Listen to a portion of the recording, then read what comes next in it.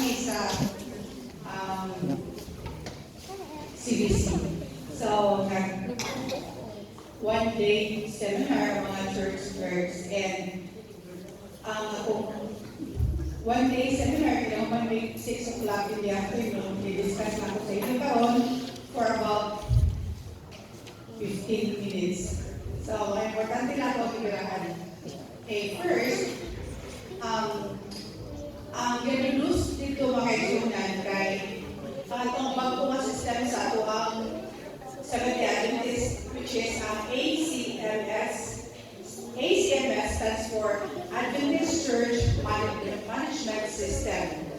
Kaya siya mga kaibigan ng programa, ang programa apps, application, kapadali sa mga membro na gusto na mubalhin sa live church. O sa mga membro na gusto mo balhin ang church. So, as of last Saturday, open na ang atuang ACMS sa Tabunog. Katong gusto na transfer sa Tabunog Church, you can message Tabunog Church sa email address na nabili na kasulat, clerk.tabunogsda@gmail.com.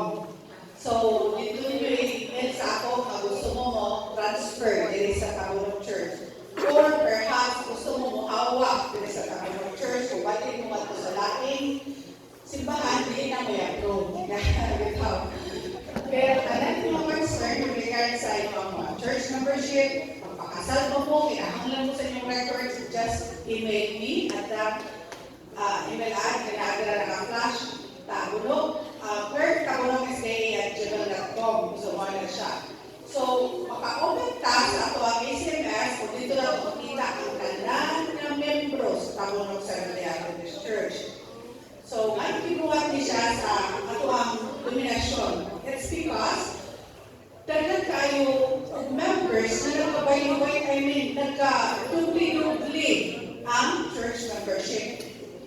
Well, in fact, there is a Tabunog Church, pag-search na mo sa pangalan ni Jeffrey Brunyola, tuwa pa siya sa lagtang na membro. Yung record kindergarten. Tuwa pa siya sa lagtang na membro. Hindi pa siya Tabunog, wala pa siya diretso. Wala siya na-appeal sa SMIS sa Tabunog.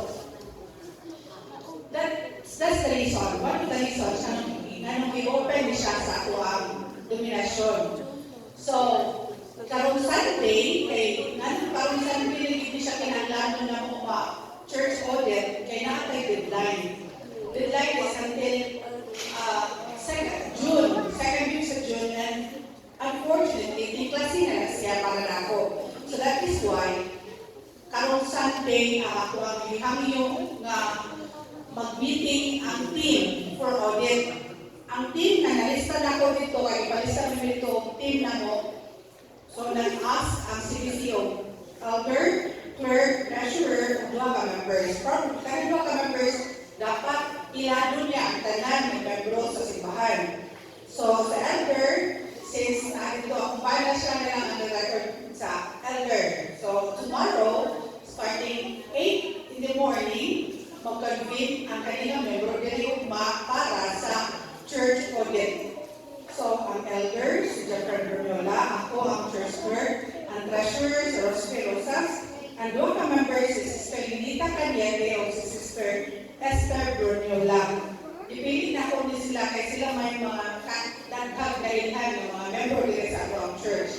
Kung sa'y buhaton na mo ba? Kung sa'y buhaton sa church audit, ang buhaton, pag-identify sa upat kaklase ng membro sa Tabunog Seventh-day Adventist Church. So, mga pagkaklase, first, members attending regularly. So, isulat na mo diri, code na mo sa SMIS, kaning mga membro nga permanenteng simba sa simbahan. And ikaduha, ang mga members attending infrequently o dili kaayo sila na simba. Kanang padalag, makita yan po nato sila sa church, pero dili kayo kanang every Saturday. Maybe sa kabuhan, makatuba sila ikaduha. So, separate sa silang utang, nasa sila dito na pinaasay. And ang ikatulo, members with unknown whereabouts, perting dekada sa Tabunog Church ani. Ato ang number is 400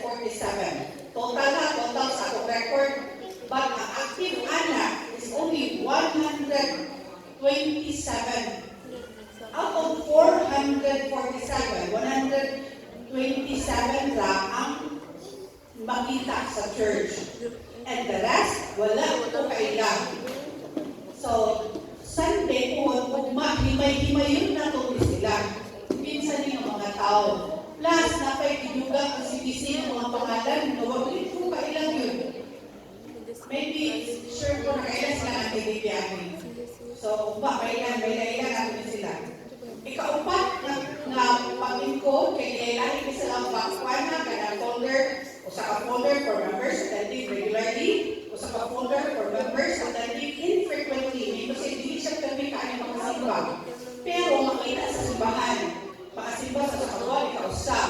Okay, kaya na. Ikatulo, members with unknown whereabouts, at wala umasa sila. Di na ito na-trace. And ikaupat, members with discipline or kanang action, under disciplinary actions, dito sila nato sa libutan. So, anong ibuat ni sa ato ang Seventh Adventist Church? Anong ibuat ni siya? Para matagaan na ito o pagtagaan ng ato mga membro na wala na nato nakauban dito sa church.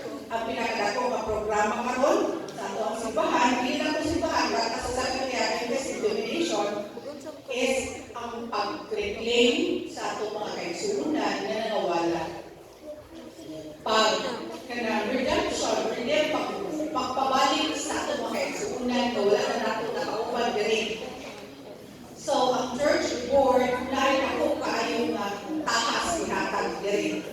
And this task, kanina takas, is ang pagbuhat o plano kung sa buhaton sa simbahan para makabangan ang mga kaigsunan na under disciplinary action. Kaya ang mga tao na nasa disciplinary action, hindi siya nato pasagdan na maglas sila o tubig. Kaya kanak sila ng mga tao, parte ang simbahan sa salak na ilang nadala.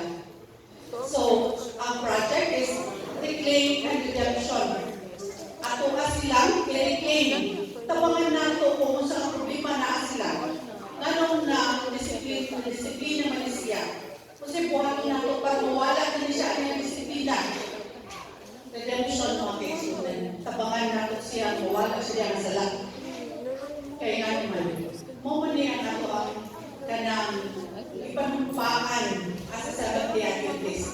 Na hindi kay kita rin mo ang tuglang, kaya kung hindi uban mo na ito ang makaisunan uban nato at utak. So mag-usap ka kasuhan, hindi kay mag-iyahay ng katilig pagkuhan, kanang paningkamot ay, iyatag kaluwasan, iyatag kaluwasan, sa atin na sila.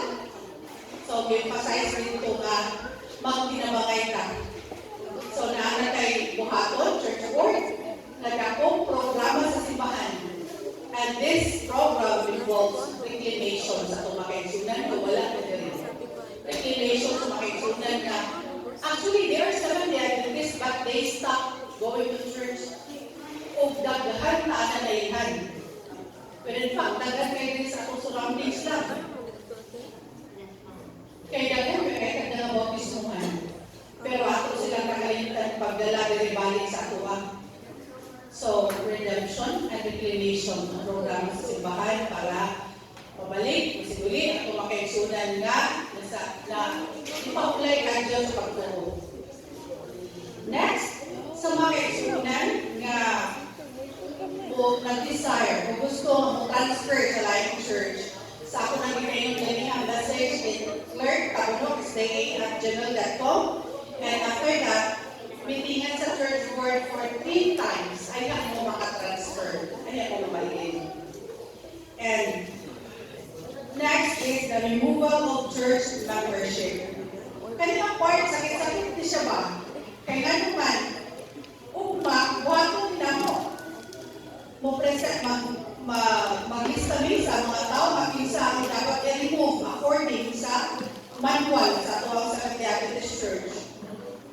And ang na-remove kato, number 1,